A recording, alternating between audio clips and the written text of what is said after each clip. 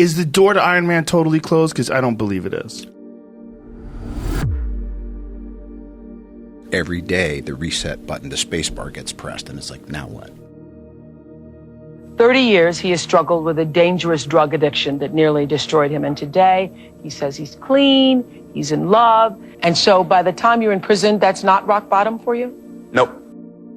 It's easy to embrace hopelessness when things seem insurmountable.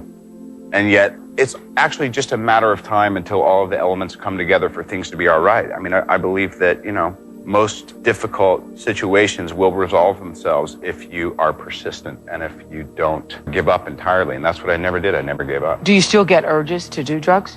I have not even an inkling of a desire. It's not that difficult to overcome these seemingly ghastly problems. What's hard is to decide. That thing that you're wearing around your neck. Yes. Being as you are obviously known as being Iron Man, are you concerned with wearing a large thing in the exact same spot? Life is funny because I was doing this before I ever got fitted for the RT, so it was more of art imitating oddball stuff I was doing anyway. Even more interesting because maybe you were born to be Iron Man because Iron Man obviously had that. Loosely prearranged destiny. And what's incredible is how far afield you can go from it and still find your way back. This concept of things just sort of falling into place. I'm a big believer in that too. What is that though? Is that you getting out of your own way? Isn't that 70% of it? Yeah. Yeah. I'd say it's 70% maintenance of what can I do to do my part to stay out of the way. And then the other part, I always think of it as like this little super thin, invisible thread. But you can feel the tug, and you just you have to be really gentle. You have to pause when agitated, and you have to go for it when you're going to, like, there's 4 walls in here. Which one has the map behind it? It's that one. And you knock down the wall, and it's there, Yeah, what is that, though? That's a... Synchronicity? Yeah. Intuition? I don't know. Right. It's the big I don't know. And I really feel, it's so funny, at this point in my life and being, kind of middle-aged and all that, well, I know I'm going to fly around the world and I'm going to sell some soap. And I know I have a new project, and I know I've just retired my jersey on this 12-year journey I've been on. And how do I want to start? And it came up, how would you like it? I go, yes, that's exactly what I'm going to do.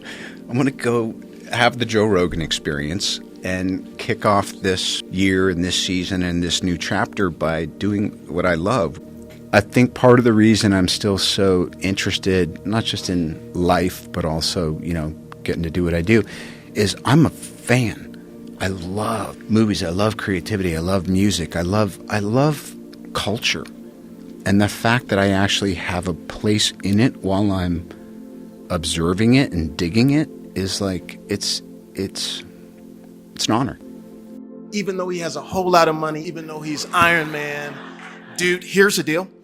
He's still nice. My daughter is 4 years old, and she says, Daddy, don't you know Iron Man? Can't you hook it up? It's my birthday. Can he come to my birthday? Can you make it happen, Daddy? And this is at his height. This is when everything is going. And I text him, and I said, listen, man, my daughter, she loves Iron Man. If you got time, you know what I'm saying? If you stop by, and this is the day before her birthday. It's Saturday. Sunday is the birthday. He texts back. He says, is 12 o'clock noon good? Is the door to Iron Man totally closed? Because I don't believe it is. Oh. You guys can go through time now. Well, let me ask you the question. If I pick the jersey back up and put it on, wouldn't you feel a little bit like, oh, no. crap? No. Oh. I love you as Iron Man. So I would if they opened up this time machine and you popped out, I just imagine the moment where everybody goes fucking crazy. It would be amazing. It'd be great. I would love that. But I would also love you hanging it up. It's just, I keep thinking, see clearly. And it's difficult because I feel like we all just get buffeted by feelings and ego or fears or little, chips of resentments or intuitions that are tied to something maybe higher but you think is out of your reach or whatever. So I need to be kept right-sized because I can easily fall into self-seeking and depression and self-pity and judgment and all that stuff. It's kind of It's a bit of a default, but I spend enough energy and I've had enough help over enough years to actually just say, oh, that's just awful, destructive behavior. You're entertaining in your head, you know? If I'm noticing anything now, it's that we need to shift and we need new challenges. And just like society and politics, things are moving and morphing, and the information age is making things so... Everything's learning and growing from everything so quickly and improving or disproving. But for me, it's just incredible. Our culture never encourages taking a break, never encourages saying, don't chase that thing because you've got it in your hands.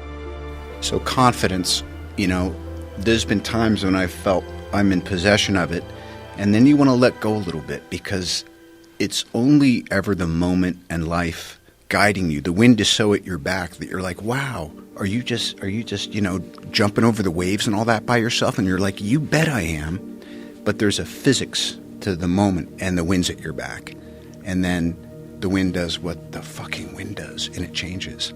And if you're left there thinking, what, you know, so I think it's great to be in full possession of what you would call supreme confidence, and then see what happens if you don't hold on to it so hard, because it's great.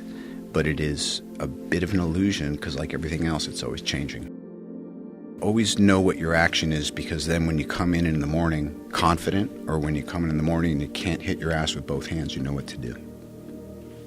Just boil down what it is you're doing, whether there's a camera around or just what am I doing today. Today I'm showing up and I'm trying to be honest and also to listen and learn, but really my action today is I'm beginning a process of promotion. You actually take comfort in the fact that your eyesight is starting to dwindle? You want to chase it, but what I appreciate is you know where you're at by what you're able to retain if you fight for it, and the things that are going no matter what you do. Sometimes it's about, I don't need to try to use something to hold on to everything. I want to pick the 5 or 7 things that I definitely want to hold on to, and I want to watch the rest of it go in and out with the tides. Smile. Though your heart is aching, smile. Even though it's breaking. When there are clouds in the sky, you'll get by.